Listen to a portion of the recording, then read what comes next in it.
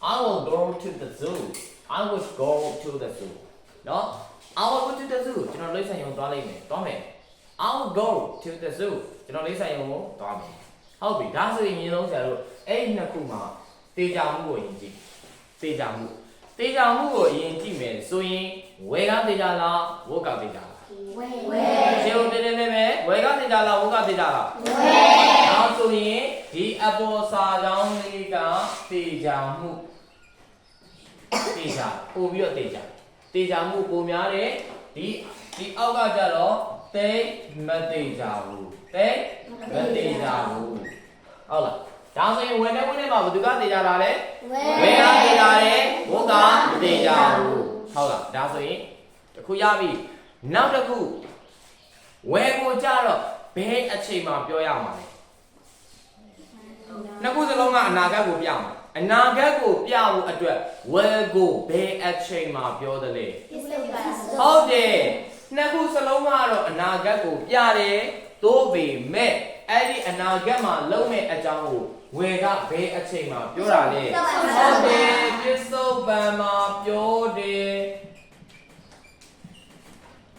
ဝေကပစ္စုပန်မှာပြောတယ်ဒါဆိုရင်ဝုဒ္ကကြတော့လေအနာဂတ်မှာလုံးမှာပဲဒါပေမဲ့ဝုဒ္ကကြတော့ဘယ်တော့မှပြောခဲ့တာလဲဟုတ်တယ်အတိတ်မှာပြောခဲ့တာဆိုရင်ဘာလို့သုံးလဲဝုဒ်ကိုသုံးမယ်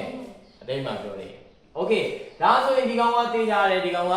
တေးကြမှုရှိတယ်ပစ္စုပန်မှာပြောတယ်ဒီကောင်ကဘာဖြစ်လဲမတေးကြဘူးဘယ်တော့မှပြောခဲ့တာတိတ်မှာပြောခဲ့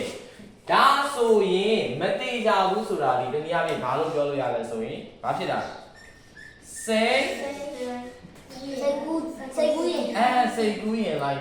စိတ်ကူးရင်လိုက်တာနော်ဟုတ်ပြီ I will go to the zoo ကျွန်တော် tomorrow မနက်ဖြန်ကျွန်တော်လိမ့်ဆိုင်ကိုသွားမယ်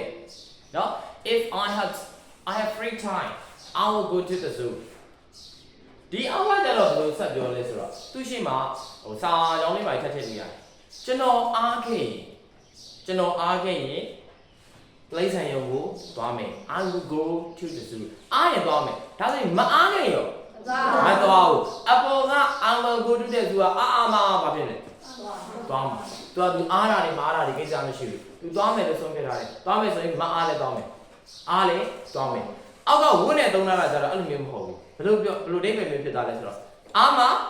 သွားမယ်မအားရမသွားဘူးဒါပဲဒါဆိုရင်ဆရာကနှိမ့်ချုပ်ပြီးပြောမယ်ဆိုရင်ဝန်းနဲ့ဒီနှစ်ခုစလုံးကဘာကိုပြတာလဲလက်မီဘာကာလာကိုပြလဲဘာကာလာကိုပြတာလဲနာဂတ်ကာလာကိုပြတယ်ဒါပေမဲ့အဲ့နာဂတ်ကာလာကိုပြတယ်ဆိုအကြောင်းကိုဝေကဘယ်ချိန်မှာပြောလဲပြောတယ်ဝေကဘယ်မှာပြောလဲပြောတယ်ဘယ်ဟာကကိုတိကြလဲဝေဟာကိုတိကြလဲဝေ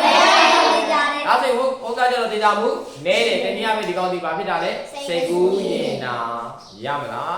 โอเคရမယ်ဒါဒီဝေနဲ့ဝေရဲ့ကွာခြားဖို့အသုံးပြုပုံပဲဖြစ်ပါတယ်နော်